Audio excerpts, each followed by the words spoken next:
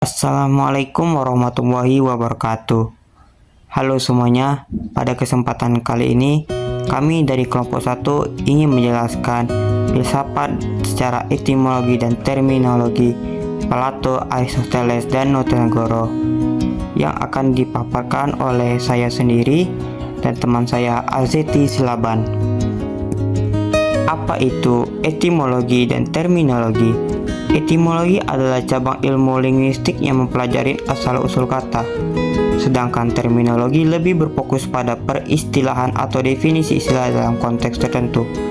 Misalnya dalam komunikasi, istilah komunikasi secara etimologis berasal dari kata Latin communicare yang berarti menyampaikan, sedangkan secara terminologi komunikasi didefinisikan sebagai proses penyampaian pesan antara komunikator dan komunikan. Filsafat secara etimologi dan terminologi. Secara etimologi, filsafat ditinjau dari akar kata dalam berbagai bahasa. Dalam bahasa Inggris, filsafat disebut filosofi, sedangkan dalam bahasa Arab disebut falsafah, yang berasal dari bahasa Yunani filosofia. Kata filosofia yang berbentuk dari dua kata besar yaitu philein yang berarti cinta atau love, dan sophia yang berarti kebijaksanaan atau wisdom. Secara terminologi, definisi filsafat telah banyak disampaikan oleh para filsuf. Berikut ini definisi filsafat menurut para filsuf. Definisi filsafat secara terminologi menurut Plato 427 sampai 342 sebelum Masehi. Plato mendefinisikan filsafat sebagai ilmu yang berupaya untuk mencapai pengetahuan tentang kebenaran yang sejati. Definisi filsafat secara terminologi menurut Aristoteles. Aristoteles mendefinisikan filsafat sebagai ilmu metafisika, retorika, logika, etika, ekonomi, politik, dan estetika. Definisi filsafat secara terminologi menurut Notonegoro. Notonegoro menekankan bahwa filsafat menelaah objeknya dari sudut pandang yang mutlak dan tidak berubah, yang disebut hakikat.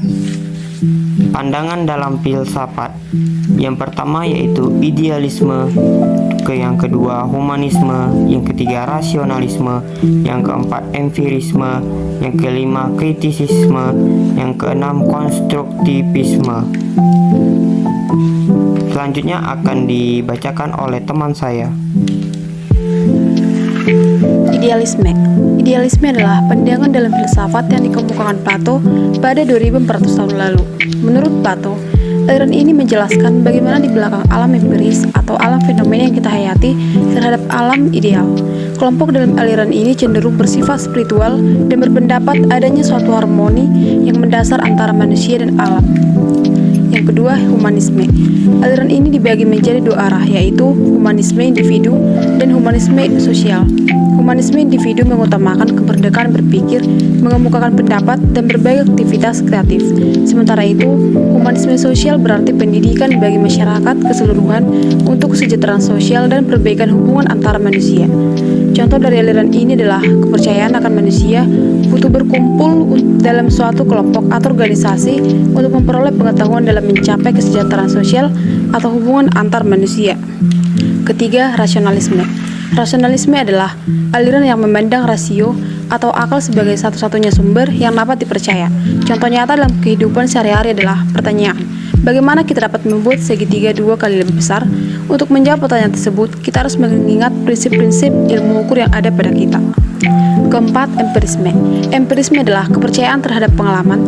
Menurut aliran ini, pengalaman memberi kepastian yang diambil dari dunia fakta. Contohnya, animal testing terbukti membahayakan hewan setelah hewan mengalami sejumlah luka atau cacat fisik yang ditimbulkan dari percobaan tersebut. Kelima, krisisme. Krisisme merupakan gabungan dari dua pandangan, yaitu rasionalisme dan empirisme. Empirisme menghasilkan keputusan yang sifatnya sintetis dan tidak mutlak, sedangkan rasionalisme memberikan keputusan yang bersifat analitis. Berpikir merupakan proses penyusunan keputusan yang terdiri dari subjek dan predikat. Sebagai contoh, pertanyaan "anak itu cantik" merupakan pertanyaan sintetis yang diperoleh secara a posteriori karena hubungan antara keduanya dilaksanakan berdasarkan pengalaman indrawi. Keenam, konstruktivisme. Pandangan ini dikemukakan oleh Giambattista Vico pada tahun 1710, bahwa pengetahuan seseorang merupakan hasil konstruksi individu melalui interaksinya dengan objek, fenomena, pengalaman, dan lingkungan. Contohnya, klaim bahwa planet-planet berputar mengelilingi matahari dan bahwa matahari serta planet-planet lain berputar mengelilingi bumi harus dinilai benar, tetapi keduanya tidak dapat begitu saja dilihat sebagai dua deskripsi yang berbeda secara notasional dari satu dunia. Keberhasilan argumen ini bergantung pada bagaimana seseorang dapat secara bersamaan memahami klaim-klaim ini benar, bertentangan satu sama lain, dan bahwa begitu dipahami, tidak satu pun dari klaim tersebut dapat dinilai benar, sedangkan yang lain salah. Yang terakhir adalah kesimpulan. Filsafat mengajarkan betapa pentingnya berpikir secara kritis untuk memperoleh pengetahuan dan tujuan, dan memahami hakikatnya sejauh yang bisa dicapai oleh akal manusia serta menentukan sikap manusia setelah mencapai pemahaman tersebut.